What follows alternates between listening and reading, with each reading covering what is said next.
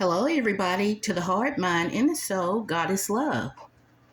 These are very easy, delicious recipes and videos that y'all watching. I hope y'all enjoying these videos.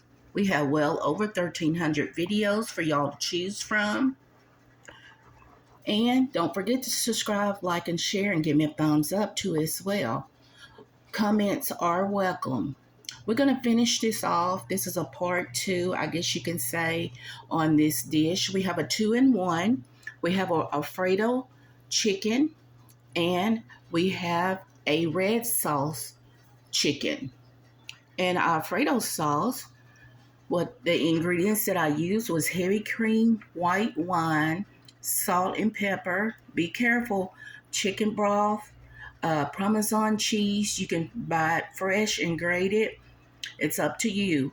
And we also use the jar Parmesan cheese, and we did I want to say it's already grated.